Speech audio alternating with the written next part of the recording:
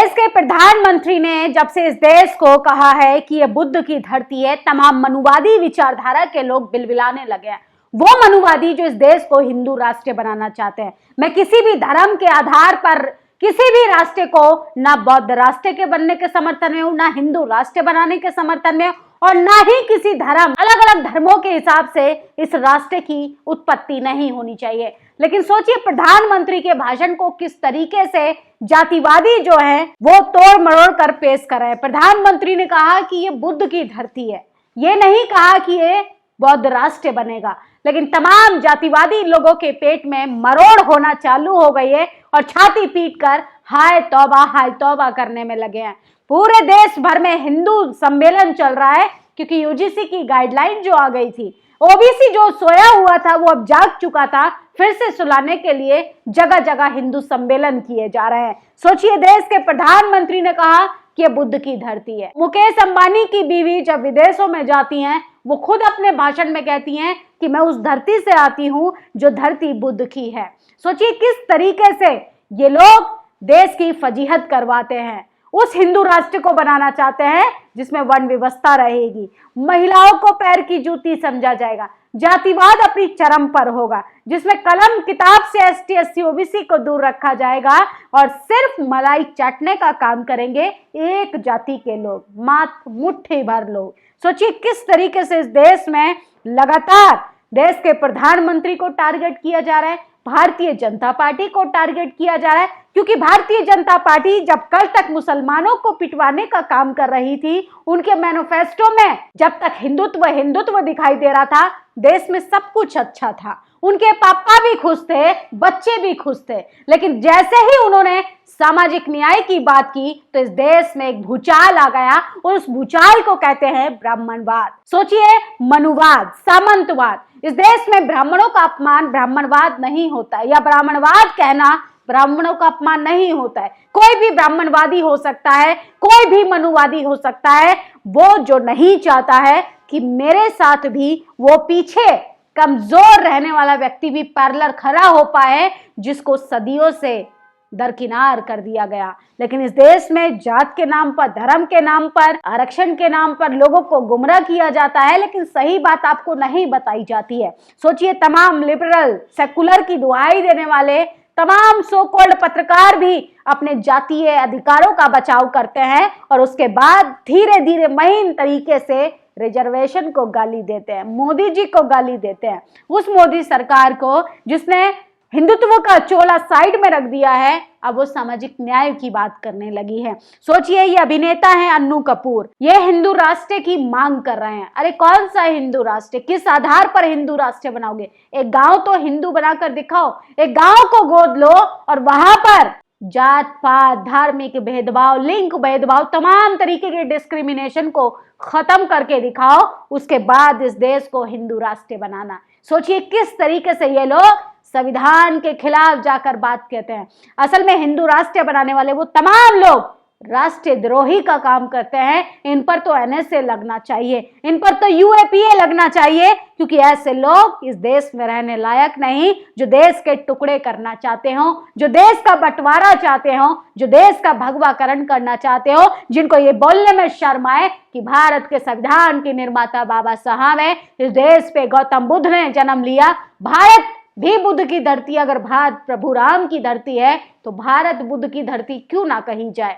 लेकिन क्या करें, कुछ लोगों के दिमाग में इस तरीके से जाति का अफीम घुस चुका है कि उनको सही बात समझ नहीं आती। 130 ईसाई देश हैं, 56 इस्लामिक कंट्री हैं, 8 बुद्धिस्ट देश हैं, तो हिंदू राष्ट्र क्यों नहीं? सोचिए अपूर्वा सिंह नाम की एक महिला है, तो इन मोहतरमा से पूछना चाहिए कि जो जो धर्म के नाम पर कट्टर देश बने हैं उनकी हालत क्या है। अरे अपने ही देश में तुम धर्म के नाम पर लोगों को टारगेट करते हो और किस तरीके से हिंदू राष्ट्र बनाने चाह रहे हैं। वही हिंदू कह रहा है कि भैया हमारे साथ भेदभाव होता है कॉलेज यूनिवर्सिटी में, तो इन लोगों को भरोसा नहीं हो रहा है, ऐसा हिंदू राष्ट्र बनाना चाहते हैं। और सोचिए आज मनु जिंदा होता तो इस तस्वीर को देखकर रो रहा होता, क्योंकि जिन महिलाओं को उसने सदियों तक दबा कर रखने की कोशिश की, आज वही अपने हक और संवैधानिक अधिकारों के साथ सीना तान कर खड़ी हैं। तो सोचिए एक बहुजन समाज की बेटी बाबा साहब की प्रतिमा के साथ घोड़े पर बैठी हैं, आज मनु वाकई में जिंदा होते तो छाती पीट पीट कर रो रहे होते। और विश्व गुरु बनने की एक कदम भारत और बड़ा। देश में 32 विश्वविद्यालय फर्जी, यूजीसी ने जारी की लिस्ट।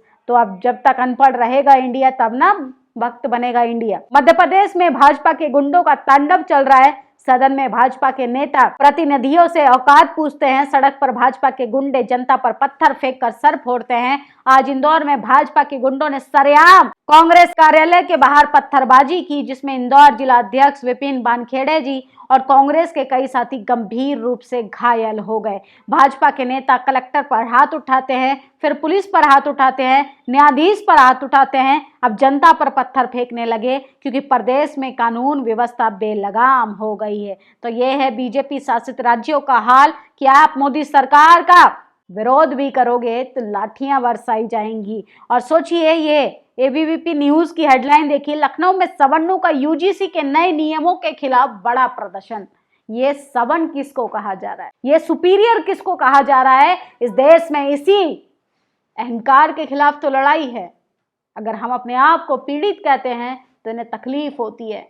हमें नील चट्टे कहते हैं, नीले कबूतर कहते हैं, नील कमल कहते हैं, ना जाने क्या क्या अनाप शनाप कहते हैं। और सोचिए ये मोहतरमा किस तरीके से, चैनल की हेडलाइन देखिए किस तरीके से लिखा जाता है, दे आर सवर्ण। सोचिए तो कौन है लोअर, कौन अपर है, इस पर भी बात बहस होनी चाहिए। ये असली कास्टिस्ट मीडिया है। और सोचिए किस तरीके से यूजीसी के खिलाफ लोग जो हैं सड़कों पर प्रदर्शन तो देश का मीडिया दिखाएगा, लेकिन यूजीसी के समर्थन में जहां जहां प्रदर्शन हुए टीवी अखबार आपको नहीं दिखाएगा। चाहे चित्रा त्रिपाठी हो, अंजना ओम कश्यप हो, जातिवादी पत्रकारों की लिस्ट खंगाल लीजिए, कोई भी यूजीसी के समर्थन में जहां जहां प्रदर्शन हो रहा है वो खबरें आपको नहीं दिखाई जाएगी। लेकिन हाँ, जब ब्राह्मण समाज के लोग छाती पीट पीट कर नंगा नाच कर रहे हैं, बड़ी बड़ी हेडलाइंस के साथ दिखाया जाएगा कि सवर्णों का यूजीसी के नए नियमों के साथ बड़ा प्रदर्शन। गजब माहौल है भाई। आपकी जाति का प्रदर्शन होता है तो आप तुरंत उठा लेते हो न्यूज़ को। और सोचिए, हम जाति की बात कर रहे हैं, जातिवाद के खिलाफ बात करते हैं तो हम आपको जातिवादी दिखाई देते हैं। इस देश में जातिवादी हर वो व्यक्ति है जो नहीं चाहता है कि अपने से कमजोर व्यक्ति को भी अधिकार मिलना चाहिए। इस देश में पिछले कई सालों से जो हिंदू राष्ट्र के नाम पर अफीम चटाई जा रही है वो बहुत खतरनाक है। ये देश किसी भी हाल में हिंदू राष्ट्र नहीं बनना चाहिए। ये देश किसी हालत में किसी भी धर्म का कोई भी राष्ट्र नहीं बनना चाहिए। ये देश संविधानवादी राष्ट्र बनना चाहिए। ये देश लोकतंत्र वाला राष्ट्र बनना चाहिए। ये देश विविधताओं वाला राष्ट्र बनना चाहिए। वो देश बनना चाहिए, वो राष्ट्र बनना चाहिए जहाँ पर प्रेम, भाईचारा, सद्भावना, बंधुता जिसकी पहचान है, वो राष्ट्र बनना चाहिए जिसकी दुहाई तमाम लोग भारत की संस्कृति पर गर्व करते हैं। और सोचिए, कुछ मनुवादी संघीय विचारधारा के लोग भारत को हिंदू राष्ट्र बनाना चाहते हैं। ये बुद्ध की धरती है, इसका मतलब ये नहीं कि देश को हिंदू राष्ट्र बना दिया जाए। अरे एक एक कण कण खोदोगे तो बुद्ध का इतिहास भरा पड़ा है, कहाँ कहाँ तक छुपाओगे? अपने इतिहास पे भी शर्मिंदगी, अफसोस होता है ऐसे मनुवादियों को जिनको ये कहने में शर्म आती है कि वो बुद्ध की धरती से आते हैं। आप लोगों की क्या प्रतिक्रिया, अपनी राय जरूर दीजिएगा। शुक्रिया। नेशनल दस्तक की आपसे गुजारिश है कि अगर इसको बचाना चाहते हैं तो नेशनल दस्तक को सब्सक्राइब करने के लिए रेड कलर के सब्सक्राइब बटन को दबाएं, फिर बेल आइकन की घंटी दबाएं। नेशनल दस्तक को बचाने के लिए बहुत जरूरी है कि हर खबर को शेयर करें, लाइक करें, कमेंट जरूर करें।